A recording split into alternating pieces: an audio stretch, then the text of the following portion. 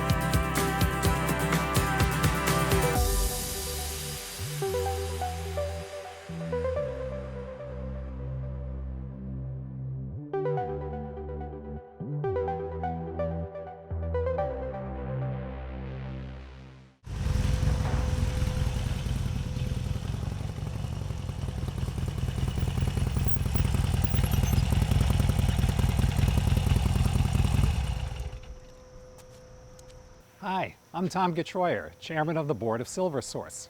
Welcome to our Inspiring Lives virtual gathering. Thank you so much for joining us. My motorcycle gang gave me the day off, so I'm really pleased to be joining you for today's Inspiring Lives virtual gathering. At this gathering, you'll learn more about how SilverSource has responded during the pandemic, hear about our 2020 SilverSource Award recipients, join us for a conversation with Joan London, and have the opportunity to support this wonderful organization. Sit back, relax, let's get the show on the road.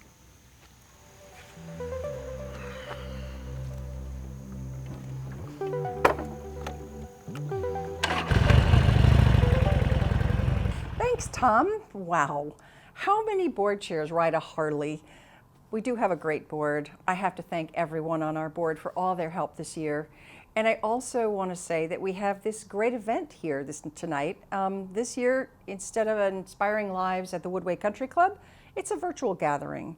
And although I'd rather be together, tonight you can wear your cozy clothes, sit there in your bare feet, choose a beverage, and relax in your comfy chair. It's been a year like no other. Who is ever going to look back on 2020 without thinking about the pandemic and what it has meant to all of us? There's, of course, for us, no golf outing, no sit-down lunch, no hugging either. And more than ever, the older adults in this community who don't have a lot of family support need us in ways that are different than any other time in the world. So we need your help more than ever to take care of them. I'd also like to take a moment to say thank you to our special lead sponsors. Thank you, Rick Silver. Thank you, Joanne and Ron Salvatore. And also thank you, Karen and Gary Neems, the Singari family, and all our friends at Grade A ShopRite. And Peggy and Alan Coulter, thank you so very much for your support. In addition, our circle of support sponsors include First County Bank, Tom and Donna Getreuer, Judy Heft and Associates, Gail Grosso Hoffman, and the local Literary Society. Mike Mezzapel, thank you, Mike, and Jean and Day Rubino, along with our media sponsor, Stanford Magazine. Thank you so much. We could not do this without you. Again, I also want to say thank you to our amazing event committee.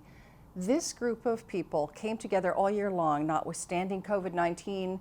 They made phone calls, they emailed, we got on Zoom calls, we had conference calls, and you've done so much to help make this event a success, and I thank you from the bottom of my heart. Thank you so much for your help. Our work to create a safety net for older adults here in this community took on a whole new meaning this year. We didn't shut down. We built up, we expanded with technology and with some amazing volunteers. There just simply aren't enough ways to say thank you to the volunteers who came out to deliver food, and some of them are still delivering food every week right now. The other folks I would really like to say thank you to are the volunteers who made well check calls. They really extended our social work team right out into the community by making calls weekly to folks and finding out whether they had enough food or if their prescriptions had run out or if there were any other needs they needed during the tremendous shutdown that we all went through earlier this year. The truth is, I never tire of talking about our work, but right now I think I'd like you to hear from some other folks. I think you'll enjoy their stories.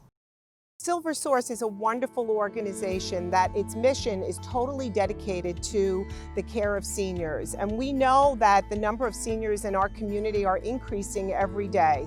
And they identify and develop services and resources to help seniors as they age in place in their home or have to transition to a different level of care. And just really knowing the true needs of seniors and being able to address those needs in our community. SilverSource is an essential resource as it advocates for and caters to our most vulnerable and often overlooked seniors. Without SilverSource, many of these seniors would be undernourished, would go without heat and electricity. Some would even be homeless. Many of them would go without proper health care and without medication.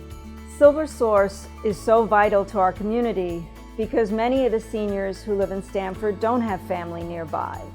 And in a time of crisis, they need an organization like SilverSource to make sure that they get the things that they need. The services SilverSource provides are so vital because Stamford is an expensive place to live, and many of our clients are on really low fixed incomes. And many are just one emergency away from not being able to pay their bills.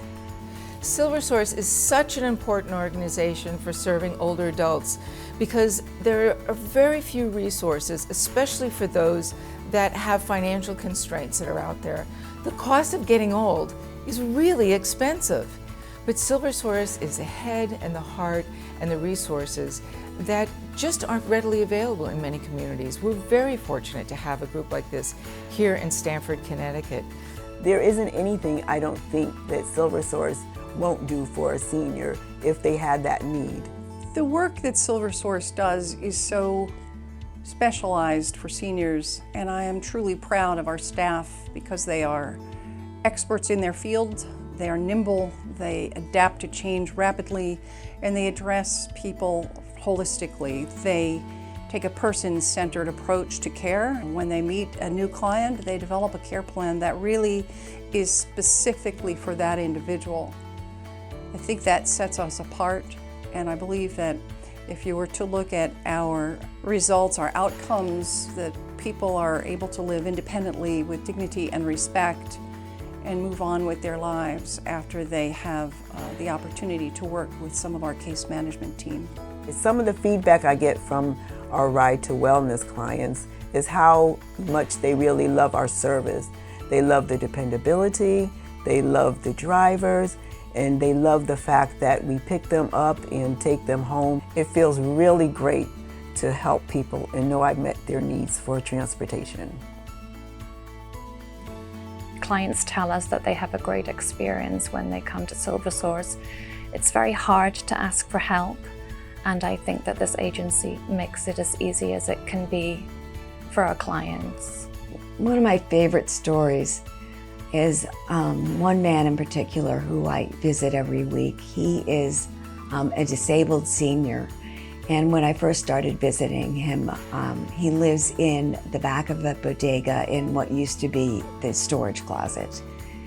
His room, what he calls a studio, is dark, damp, and very depressing. I visited him several times, and he would always ask me to bring the groceries in and put them right inside the door. And I would always smile and ask him how he was doing, but he was very shy and would never really speak to me. I tried to get him to open up because I knew there were other needs that he had that perhaps SilverSource could help him with, but to no avail. And then finally one day I went by and he very reluctantly asked me if by any chance SilverSource would be able to provide him with adult diapers. It turned out he's on dialysis and the medication that he takes makes him incontinent.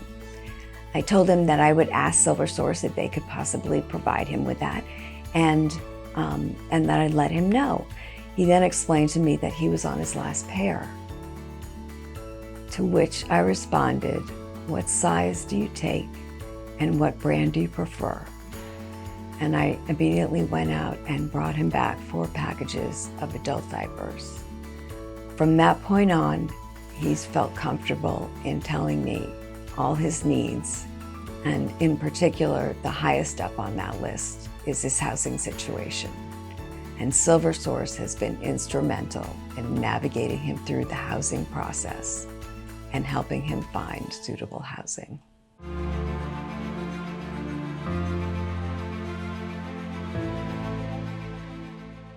We just had another update in our Emergency Operations Center where yet again we can look at the map and we can see the red dots growing as the COVID-19 virus continues to expand around the country and in our region. When we started to address the issue of the pandemic back in early March, we quickly realized that our staff needed to be working remotely. We needed to address helping seniors stay home and stay safe. This was, in fact, the guidelines from the governor, is stay home and stay safe. In order to do that, of course, people needed food. We developed 2 specific programs. In fact, we ramped up our programs. While our staff began working remotely, we built a grocery delivery program and an automated well check program that was supported by 25 volunteers who reached out to more than 2,000 clients.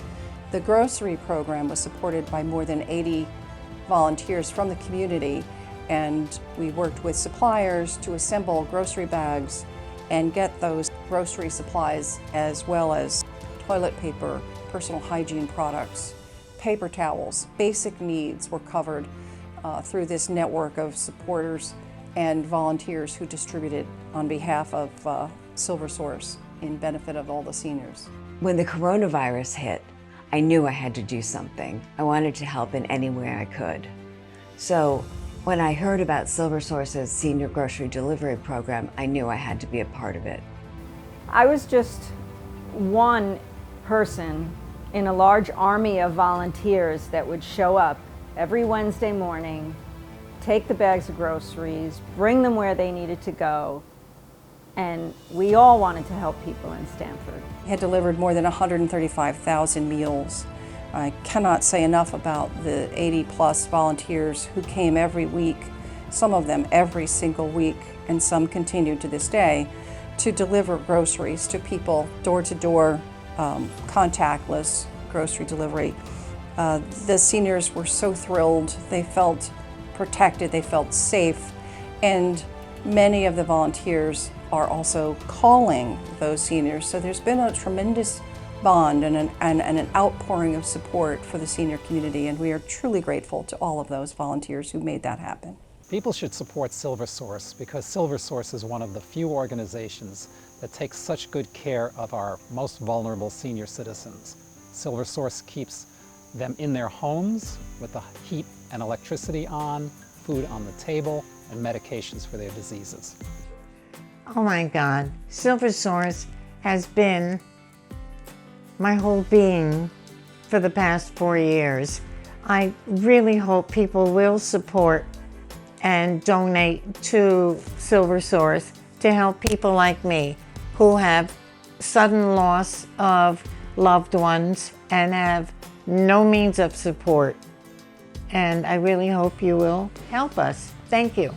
It's important to help SilverSource and donate because there are so many people that might have a lot of money when you're young, but when you get old, it might be gone and nobody will be there to help you. SilverSource addresses the needs of older adults in our community, and many of them do not have family nearby. Many of them don't have family at all. And so it's important to support the work of SilverSource because it is really through the kindness of others that allow our seniors here who don't have support to live safely with dignity and respect and as independently as they possibly can. People should support SilverSource because SilverSource truly cares for and advocates this underserved senior population. Many of these seniors have no place else to turn.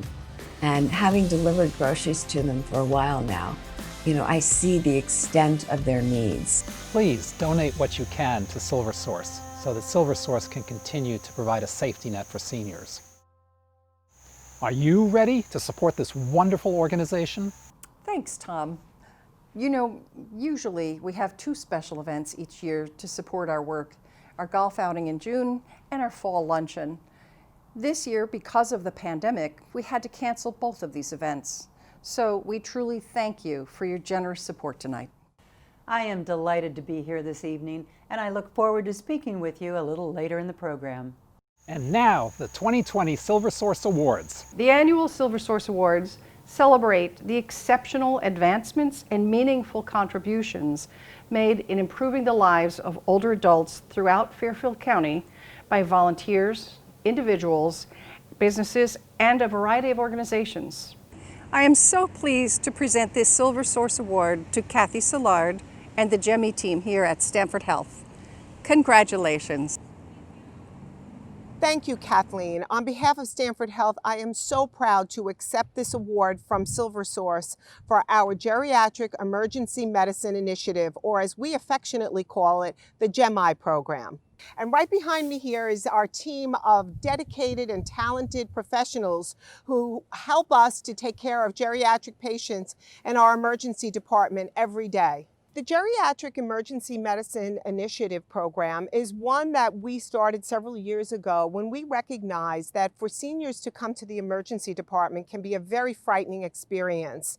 And so there are models like this around the country, and we looked at them, and we developed a model here at Stamford Health where we have specially trained professionals who are very understanding and competent in the care of seniors, and we developed an environment that's conducive to the care of seniors, and we put that together and developed a program where when patients come to the emergency department, we're able to evaluate, assess them, and hopefully return them to home in the ED, really recognizing and being very sensitive to the needs of seniors. I'm so pleased to present the Outstanding Individual Contribution to Community Award to Nancy May. 2 years ago, Nancy founded Elder Care Success and Caremanity. Elder Care Success is a Facebook group. It draws people from around the world who are caregivers, caring for their parents, their moms, their dads, sometimes a husband or a wife. It's a group where they're able to share their concerns, their fears, their experiences. I am really pleased to be able to make this award to Nancy and celebrate her achievements and the way she's supporting so many people in an extraordinary way, especially now because it is totally virtual and it makes it so easy for people to gather in this online community. Thank you, Kathleen. And thank you to everybody at SilverSource for this great honor on behalf of Elder Care Success and Caremanity and everybody in the group that we serve. Thank you. Today, I'm really pleased to be able to present this Community Service Volunteer Award to Eileen Westfall and family. Eileen, along with her husband Chris, her sons Richard, Kevin, and Stephen, provided invaluable support to SilverSource throughout the most intense months of the pandemic and shutdown here in Connecticut. Each week, they volunteered to gather food from a variety of places, put it together into over 200 bags every week, and then deliver them to scores of homebound seniors to help them stay home and stay safe. We cannot thank them enough, and I am so pleased to be able to present this award to them today. Thank you, Kathleen. And thank you, SilverSource, for this great honor today. I am so grateful to accept this on behalf of myself and my family and my neighbors. Hi, everyone. I'm Richard Blumenthal, your United States Senator, joining you virtually. I wish I were there personally and all of us together to thank you. Most important, thank you for the great work you are doing for our senior citizens. And a special thank you to the awardees, Nancy May, Kathy Sillard, Eileen Westfall and her family, and of course, Kathleen Bordelon. You are heroes in an organization that is demonstrating heroic dedication to our seniors at a time when they really need it. The pandemic has exacerbated isolation, depression, and feelings of loss that ordinarily plague our seniors, but are even more prevalent at this moment of challenge, tragedy, and pain. Hardship and heartbreak are so prevalent around our state and our country. Our seniors bear a disproportionate share, but you are making their lives better, and your services have never been more important. So I just want to say, again, thank you for the great work that you are doing of enduring value and great impact in our community. I look forward to being with you, and in the meantime, stay well, be safe. Thank you. Now, ladies and gentlemen, I am so pleased to welcome Joan London. Joan, you have inspired millions of people through the course of your career. And of course, your work in television, your journalism, the books you've written, and I'm especially amazed at what a great advocate you are for women's health and wellness. So thank you for joining us today. Oh, it's my pleasure to be here. Tell us, how have you been since last year? Terrific, making it through this pandemic. Everybody's safe and nobody's been sick, so I hope that's true for everybody out there, taking part in this virtual presentation for SilverSource. Yeah. And I was asked to say a few words about caregiving, and it's a subject that is very, very close to my heart because I cared for my mom, who was aging and who suffered from dementia and from cardiovascular disease. And I think when we're confronted with aging and health issues and cognitive decline, it brings on all kinds of emotions. And along with that, it's not just for the person that's aging, it's also for that person who is providing care for them. There are 79 million baby boomers like me. And every 8 seconds in this country, another baby boomer turns 65. That means 10,000 a day entering the senior space. And within this decade, For the first time in human history, we are going to see the number of people over 65 outnumber those under 18. In fact, I don't know if you saw it, but earlier this year there was a Time magazine article, and on the front there was a little baby on the front, but that cover story said that the person who is going to live to be 142 has already been born. I don't know, is that just cool and amazing, or is that really scary? Certainly it means that we all have to rethink how we think about aging and our so-called golden years. And it means that in this new world of ours, where we're all going to be living longer, it's more important than ever before that families start the process of planning and that they have that important conversation. And you know, when you have that important conversation, it can really short circuit a lot of family disputes. And not only that, sometimes you can learn and come to appreciate amazing things about your family that only come out in those kinds of discussions. And on that note, I want to share with you a few things that I've learned along the way about caregiving. First of all, I suggest you have another conversation, a planned conversation or interview, if you will, with your family members. Sit them down. It can be a video camera, it can be your phone, but ask them about your childhood. What was life like when you were young, and what were you like as a child? But also, don't forget to ask them about what life was like when they were young. What was the world like back then? I guarantee you, you're going to get some fascinating answers. Also ask about your parents. What were they like when they first met, and when they first started dating, and then married, and then were pregnant with you? All those things that you will never know unless you ask the questions. And by the way, their minds connect much more to all those old memories than to what they just ate for lunch 20 minutes ago. That kind of video recording of your family history is priceless. I think we never know what life has in store for us or when we will need to be cared for. But it is sure comforting to know that there are people out there, like all of you, who work with SilverSource, who care and who will be there when we need you.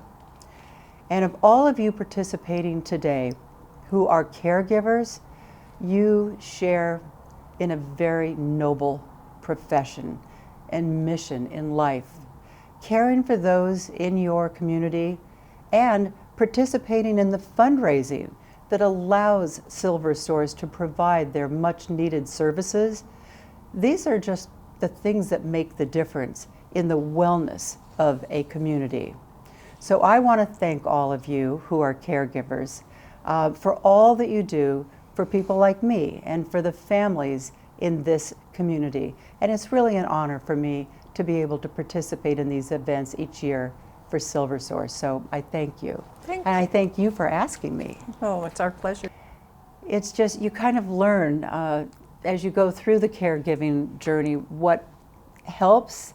And so it's just, you just feel like you want to pass it on to the next person who is going to be confronted with this. I wished I knew when I was taking care of my own mom what I know now. Yeah, isn't that so true? I almost, you said earlier something about a birthday, and we talk about we get older and wiser, and as we're talking, I'm wondering, is there something you wish you knew then that you know now? How do you connect back yourself with your mom and your family and now your own children? It's a journey, right? I think what's the phrase? With age comes wisdom, and I think that's really true. Yeah. You kind of reach that pivot point where you can kind of exhale. You know stuff. Give yourself permission to exhale, pat yourself on the back for all the things you went through that you managed to face, hopefully with some resilience. But you kind of assess your life, and what that does is it allows you to ask those questions, what did I want to do with my life that I haven't maybe done yet? Those can be guideposts for how you want to go on, and this should be shared with your children. And did I become the person I wanted to be? You know, this is really the, it's like a pivot point, but you have to remember to pivot because it can help you, to me, it can help you make your happiness plan. Yeah. How do I want to live out the rest of my years? Well, you said a word that I love, which is resilience. And I've often said to my kids, resilience is more important than being strong. We're enduring a difficult time. What guidance can you provide? What have you experienced? Well, you know, it's interesting because I remember reading a book that made such a big impact on me. It was Stand Like Mountain, Flow Like Water. It was by a gentleman, Brian Luke Seward. And what that means is have your principles. Right. Understand what the resiliency and the strength, but you also have to go with the flow sometimes. Yeah. And if you don't, then you get stressed out, and stress, of course, impacts our health in such a big way. I remember watching my mom. This is probably my big lesson in resilience. When my father died, he was a cancer surgeon, and he was also an avid private pilot, and he would fly all over the country giving speeches for the American Cancer Society. And he crashed and was killed on his way back when he was only 51 years old. And I remember my mom, you know, I learned by watching her how to maintain resilience in the face of great adversity. And, you know, I don't know if she realized at the time that that's what she was instilling in me, but now as an adult, of course, I look back and I see that. So, you know, we have such a huge population of people aging today that's, you know, that's, to me, my advocacy is kind of in the whole scope of aging now. So I want to shift a little bit because I know you've written a book about nutrition, right, and health and wellness, and several other books, but I'm interested in talking a little bit about nutrition, physical fitness, exercise, well-being, and aging. That there's got to be a combination there for everyone to. And I've done it. I just wrote my 10th book. Why did I come into this room? Right. And I remember years ago, after writing the first couple books, Healthy Cooking, Healthy Living, Growing Up Healthy. Look, I'm a doctor's daughter who always thought I would grow up to be a doctor. And then I worked in a hospital the summer before going away to college and realized stitches and scalpels and shots, those are not going to be part of my future. But I guess there was always this little like nagging thing in the back of my head that I never became a doctor. And I really wanted to carry on my dad's legacy. And, you know, I've had the opportunity to do that by becoming this health advocate. Even when I was diagnosed with cancer in 2014, breast cancer, which I'm completely now cancer-free, happy to say. But within 24 hours of hearing those words, "you have cancer," I thought to myself, you just got the most amazing opportunity dropped in your lap. Now, a lot of people say, how can you look at it as an opportunity? It was an opportunity, and I realized it immediately, for me to carry on my dad's legacy. He was a cancer surgeon. And here I had this opportunity to take a camera into every single appointment I went to and to share everything I learned and share it with the public. And I've had many people come up and say, I watched all the videos when I got diagnosed, and you took the scary out of it. You're a great journalist. And well, and you know, a journalist is sharing the news of the day, but you know, in my case, I remember I asked my book agent way back in the beginning, you know, I had a bestseller, so now the publisher wants me to write another book. Like, what am I going to write about? And he said, you will always write about that which you want to know more about. Inquisitive. Never a truer thing. You know, when I left Good Morning America, I wrote about change and how to deal with change. When I was diagnosed with cancer, I wrote, Had I Known. And so when it came to this last book that I'd been toying with and working on for probably the last 6-7 years, I realized, what am I dealing with now? Aging. And what is the biggest part of the population dealing with? Aging. And yet, you know, for women, we experience aging in a very different way than men because of estrogen. And when women experience it alone and they think, oh my gosh, my waistline is not there anymore, and I swear I didn't eat that many Tostitos last year. Rolling my and neck. all these things, my neck doesn't look the same. If they experience it alone, and if all these symptoms are kind of taboo subjects to talk about, then they go down this terrible path. You know, is something wrong with me? Am I just that old? Am I not appealing anymore? Am I relevant?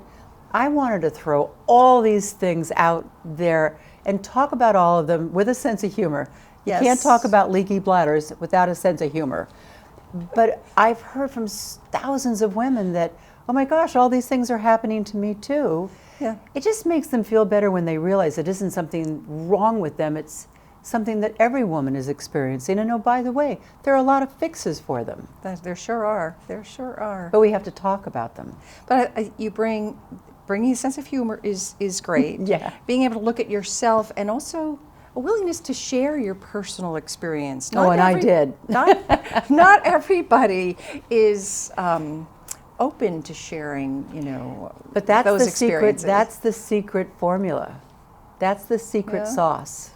Really. When you are willing to share your life with others, and especially about that which you're writing a book about, that's where you break down that third wall. And, you know, I sometimes, my husband would walk through my office and cover the book. He would say, "What are you writing about?" And I'd say, "Well, I'm writing about leaky bladders, but I'm not going to call this chapter urinary incontinence. I'm going to call it, I laughed so hard tears rolled down my leg." And he's like, "You can't say that." Of course you can. Said, "Yes, I can. It's for the sisterhood." By the way, I've had a lot of men Facebook me and said, "When my wife finished your book, I decided maybe I should read it. And I think now I understand my wife so much better." Oh, that's fabulous. Isn't that nice? Oh, that is you know, it's not like men don't have plumbing issues. Yeah, but You know, it's also that different. ours are different. And ours can be not only annoying and worrisome, they can be embarrassing. So we aren't inclined to talk about them. And by the way, I canvassed so many gynecologists. They all said that women come in and you say, "How are you doing?" And they tell you about their son's wedding or their daughter graduating from college. And then when I say to them, "But wait a minute, aren't you experiencing this and this and this?" They say, "Oh yeah, all of those." Why should it be so hard for us to talk about these things, especially since there are fixes? You know, there's so many of us now aging and living longer and longer. We need to know these. Listen, every 20-something should read this book to know what's coming down the pike, so we can be better prepared and not be so embarrassed by it. I have found myself, I have a birthday coming up right just after yours, and I found myself thinking, what's the average life expectancy? Well, what am I going to do for the next 20 years? Exactly. And I'm thinking, well, I'm going to have to, it's going to be a little more than the garden. And perhaps by next year we'll be able to travel again. But so many people don't plan it. And then they just let it kind of happen to them and they get bored. And, you know, it's really important that we understand the importance of social connections. It's the #1 predictor. Yes. #1 you have to work predictor of how successfully we will age. And staying engaged in life is #2, and having a sense of purpose is #3. So we need to go out there and work on that. And if we don't have a lot of social connections, and I don't just mean the daughter that's taking care of you, find those connections. I didn't think I even told you that. Find the connections, whether it's in your church or whether it's in your community. Right. Like sign up for a book club, whatever it is, make friends, because that lets you wake up as you get older and be excited about getting together with them or talking to them or sharing joys and sorrows. It's incredibly important. And isolation, what I learned in writing this book, that is, like, we know isolation is bad, but experts say that it is bad and has a negative impact on your body as much as smoking 15 cigarettes a day. Yes, it can shorten your life. It can really can. And stress management. Yeah. If we don't manage our stress and figure out how to have a little happiness plan in our life, that too can shorten our longevity. That's true. But I think it's important that we talk about these things, and that when we can share what we've gone through and how we've dealt with it, others can learn by it. Oh, I agree. I think right now during the pandemic, I have to say, in March, there was a group of volunteers who agreed to make phone calls and check on everybody, right? So I called them the well-checked callers, and and they just logged in, and we knew immediately through an email, which would notify us which person needed food, which person was out of prescriptions, which was fabulous, and they're continuing to do that. But at that time, you had the seniors that we were talking to would say, "I've been through worse. I can handle this." And now here we are, 6 months, 7 months later, and I have to say the sense of resilience, that sense of optimism has declined. The people are starting to, because a lot of them don't have the technology to connect through Zoom and Facebook and things like that. And that whole, you know, this one lady had said to me, she said, "Love many, trust few, always paddle your own canoe." I thought, oh, that sounds like my dad. But and today, a lot of women too. Yeah, but today she's a little less feisty. She's a little more worried. There's no light at the end of the tunnel. So it's a tough time to keep. Well, you're just amazingly optimistic, I think. No, but you know what? It's analogous to what has happened to me ever since I went through my breast cancer journey. I'm always being asked by doctors and by other people, "Would you mind calling this person who just got diagnosed or who's going through it?" And I always make the call. And despite the fact that my husband may walk into the room and say, like, "I'm always coming in here finding you with like tears rolling down your face." But I gotta tell you, they don't leave me sad. They leave me so happy that I made that call, because I know that I helped them and I brought some comfort to their life, even though I didn't necessarily have any like brilliant medical, you know, answers for them. It was just somebody sharing their journey and acknowledging how they're going through it. Right. And I would say to this audience right now, the thing that you can do to make yourself happy is think about people in your life that are friends you haven't talked to in a long time. Make a call. Pick up the phone and make a call. Because not only will you make them happy, especially if they're seniors or people with disabilities for whatever reason that they're at home alone, and you'll hang up that phone, and I'm telling you, you feel so much better yourself. It's not just that you're giving that, it also makes you feel better. I agree. That's good advice. That's good advice. So, want to tell us a little more about the book? Any favorite anecdotes that you want to share? Everybody listening tonight. I'll tell you, when I went to do the cover, yeah. First of all, a lot of people ask me, why did I call it, "Why Did I Come Into This Room?" Because of all the changes you go through, men or women. Yeah. I think the one that worries us the most is when we walk into that room and say, "Why did I come into this room?" And if you're in your 20s, you don't even give it a second thought. But boy, if you're in your 40s, 50s, 60s, 70s, you think, "Uh-oh, is this the beginning of something bad?" And by the way, it's usually not. No, it's information overload. And you know, that our hippocampus, that part that holds memories and can process things, it shrinks. And they used to think it started shrinking when you were in your 60s. We now know that it starts to shrink at age 30. Oh, God. That explains a lot of things, doesn't it? It sure does. I felt that was the common denominator with everyone, that fear that strikes when you walk out of the mall and you say, "Where did I park my car?" You know, all that. And even when I went to do the cover, I said, "I don't want your typical beauty shot. I want a shot that says, 'Why did I come into this room?'"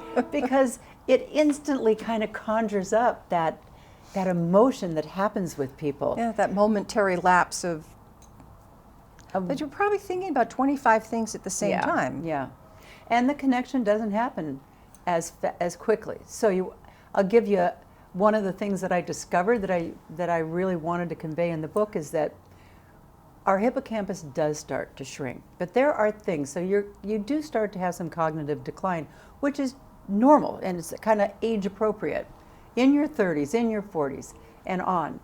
But there's one thing you can do to really slow down that cognitive decline. First of all, challenging your brain, learning something new, maybe learning a new language or how to play the piano, whatever it is. But the secret sauce is cardiovascular movement, is cardio movement. If you go out and walk briskly or run or do workout classes, What it does is it pumps oxygen and nutrients and blood up to our brain, and it creates little neurons, new neurons. It's called neurogenesis. There was a time when experts thought that you couldn't do that we were born with the X amount of neurons and they just started to wither away, deteriorate over time. We now know that's not true.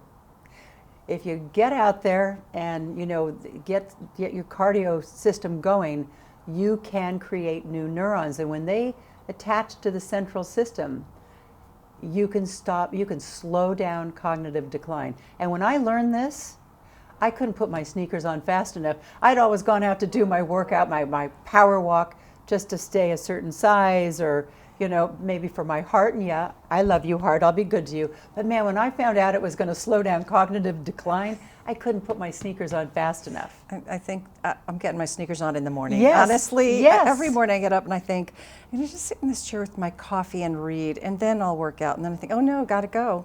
And I skip that Make walk. an appointment. So nope, I make think an appointment. You've inspired me. Thank you. Yeah, you got to That's make great. the appointment, just like any other appointment that is important to you.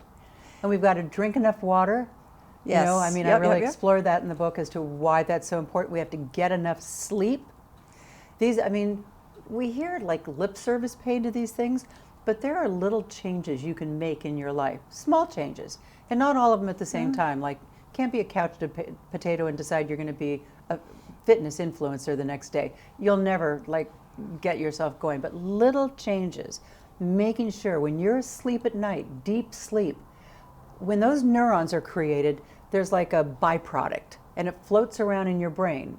And if you don't get enough sleep, and when you sleep, it's like you're sending like little car washers up there to clean out your brain. And when you wake up in the morning, then they're all gone. But if you don't have enough sleep, it's not cleared out of your brain. So how do you wake up? You wake up feeling kind of like you're in a fog, like you feel kind of hungover, and you're just not quite yourself. You need more sleep. And it also helps with weight control and with stress management. And right now, as we're going through this pandemic, stress management is a big, big issue. But I always say to my kids, if you're all stressed out and you're upset, all you have to do is change your mind. Great advice. Change your mind. Happiness is a choice. Happiness. And I'll say to my kids who are great. so upset over something, will it really matter in 5 years? That's really good advice. If we could just, every time we get all stressed out, if we could just ask ourselves that question, will it really matter in 5 years? Yeah. I think we could short circuit a lot of stress in our life. Joan, that is great advice. That is great advice. If there's anything else you want to share about the book, I know everybody here with us this evening has got a copy of it. I'm sure we're going to have more. Well, I'll tell you, you can tell your friends and family members that they can buy it on all platforms and in bookstores now. And it's a great holiday gift. And so for all of those with your holiday gift list starting, I say, you're welcome. Well, thank you so much for joining us today. I'm so It's glad my to see pleasure. you. Thank Really you my again. pleasure. I love the book. And I will say, one of the folks in our event committee have a book group. And so the whole book group has enjoyed the book. And I imagine book groups everywhere will enjoy this book. And thank you again for coming today. I really appreciate it. It's great to see you again. My pleasure. Thank you for your great advice. Before we end, I hear we have one more special award. I'm excited to tell you that the SilverSource Board of Directors is proud to present the 2020 Adele Gordon Inspiring Lives Award to our own CEO, Kathleen Bordelon, for her exceptional and valiant service through the height of the pandemic, creatively addressing the urgent needs of our homebound seniors by mounting a rapid response emergency food pantry and grocery delivery program that in 20 weeks provided more than 300 seniors with groceries for 140,000 meals. Established in 2019 in honor of former board member Adele Gordon for her outstanding service to seniors in need and her lifelong commitment to her community, we feel there is no more deserving recipient for this year's Adele Gordon Inspiring Lives Award than our own leader, Kathleen Bordelon. Congratulations, Kathleen, on this incredibly well-deserved honor, and thank you for your resourcefulness, bravery, and inspired determination to overcome many challenges and obstacles in your resolve to meet the emergency needs of our most vulnerable older neighbors. I want to congratulate Kathleen on this well-deserved award. I am truly, truly humbled by this honor. Thank you so very much. I have to say that everything that we accomplished is because we have a wonderful, wonderful team, and we could not do any of these things without the support of the entire community. So thank you again. Making a great community depends on all of us. Hi, I'm Les Gordon. I'm here today to congratulate Kathleen on receiving the Adele Gordon Inspiring Lives Award. This is named after my late wife, who was instrumental for a number of years in the running and the achievements of SilverSource, and no one deserves the award more than Kathleen. Hello, Mayor David Martin here, and I wanted to talk to you a little bit about this coronavirus pandemic that we've been in. I think you've heard me in other venues where I've talked about the charity and the support that have been given by so many volunteers and organizations to help others in need during this terrible, terrible crisis. And when I say that, I want you to think SilverSource and Kathleen Bordelon. I'm sure you understand that seniors are the most vulnerable group of individuals during this pandemic, and with SilverSource reaching out to help seniors, it's probably made all the difference in the world. And whether it was simply calling on the phone to reach out to seniors who were now even more isolated than they might have been otherwise, the telephone call health checks, or whether it was delivering meals or setting up food banks, or whether it was in fact taking seniors to medical appointments to make certain they were safe from coronavirus or any other disease. It could have been that SilverSource could have fallen down on the job, but Kathleen Bordelon and this organization, you came through with flying colors, and you've made a difference and saved lives. So can I tell you sincerely, on behalf of the city of Stamford, on behalf of the seniors and their families, and my personal message to you is thank you very much. You've made a huge difference, and I appreciate what you have done, what you're doing now, and what I know you will continue to do. Thank you, Kathleen. Thank you, SilverSource. Thank you, Mayor Martin, for your very, very kind words. I am deeply grateful to you. I would like to also congratulate our 2020 SilverSource Award recipients again. They really are helping to improve the lives of older adults throughout all of our communities. And again, thank you to our fantastic sponsors, our lead sponsors, Rick Silver, Joanne, and Ron Salvatore. Thank you. And special thanks to Karen and Gary Neems, Tom Singari, and our friends at ShopRite, Peggy and Alan Coulter. And thank you to our Circle of Support sponsors, First County Bank, the Getreuers, Judy Heft, Gail Grosso and her book group, and Mike Mezzapel, the Rubinos, and our media sponsor, Stanford Magazine. Hopefully we'll all be together next year in person for our next Inspiring Lives event. Take care and stay safe.